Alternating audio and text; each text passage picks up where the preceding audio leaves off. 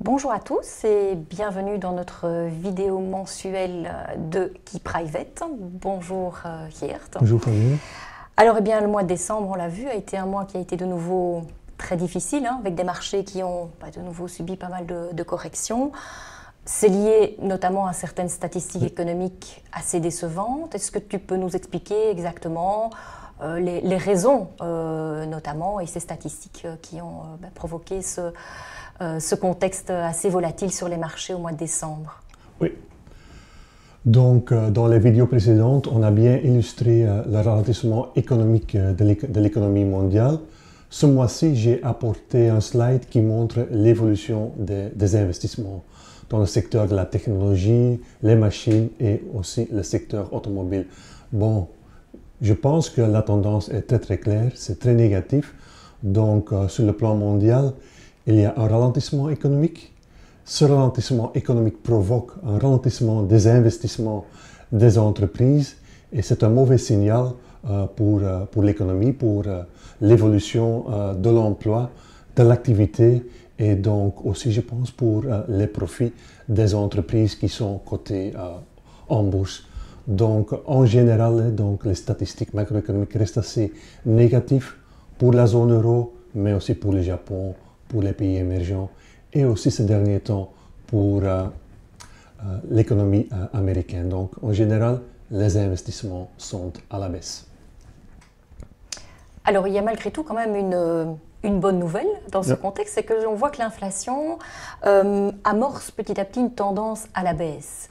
Oui, donc je pense que un avantage de ce ralentissement économique, c'est évidemment l'inflation qui est en train de diminuer. C'est aussi un effet qui est lié au prix de pétrole parce que ces derniers temps, le prix de pétrole a beaucoup baissé, entre 40 et 50% même, et donc cela a un effet positif pour l'évolution des prix.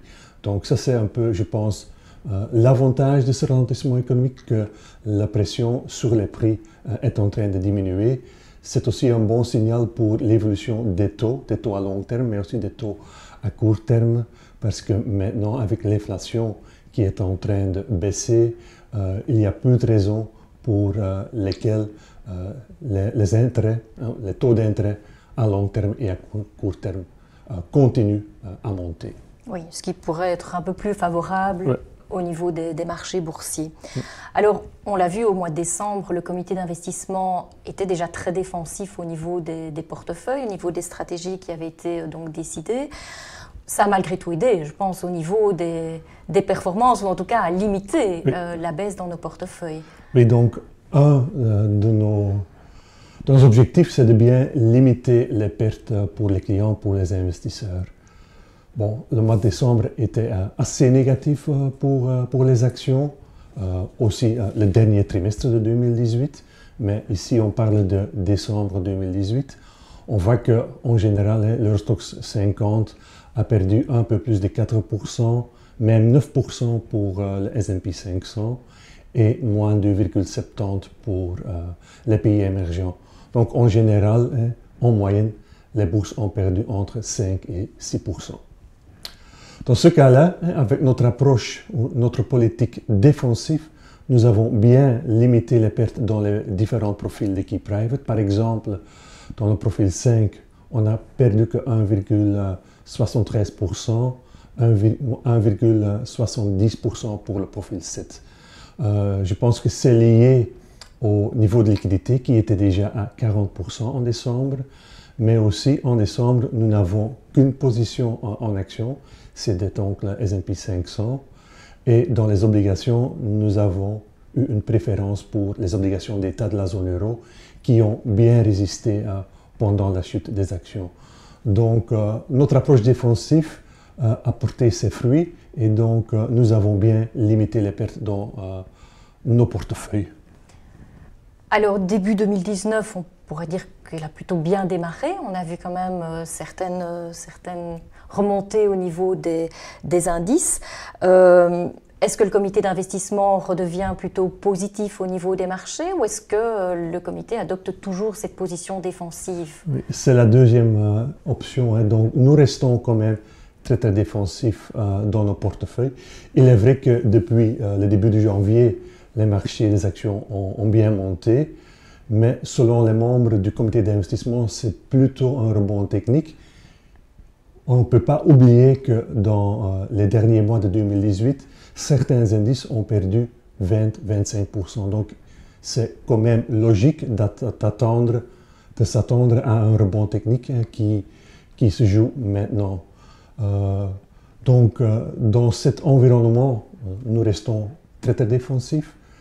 Commençons par le profil 3, le profil 5 et le profil 7. Il est clair, aujourd'hui, nous n'avons que deux positions. Les différents profils, les différents portefeuilles de Key Private sont investis au maximum dans l'or et dans les obligations d'État de la zone euro. Et le solde reste en liquidité. Ça donne pour un profil 3 40% en obligations d'État et 6% en or. Pour le profil 5, même chose. Pour le profil 7, même chose. Donc 40% dans les obligations d'État de la zone euro, 8,50% ici pour le profil 7 en or et le solde en liquidité. Donc vous voyez dans tous nos portefeuilles, le niveau de liquidité est au minimum à 50%. Donc nous restons très défensifs dans notre allocation. Les défis restent bien présents sur les marchés. Donc il n'y a pas encore une reprise économique. Les tensions géopolitiques restent aussi. Il y a le Brexit, il y a les politiques de Trump, il y a aussi la pression sur les profits et les marges des entreprises. Donc dans cet environnement, les membres du comité d'investissement préfèrent poursuivre notre approche défensive. Ça veut dire donc pour janvier l'or, les obligations d'État, donc les valeurs de refuge sont privilégiées dans nos portefeuilles et le solde reste en liquidité. Parfait, merci Geert. Et nous nous revoyons dans un mois pour refaire le point sur l'évolution des marchés et sur les portefeuilles Key Private. Merci. Merci.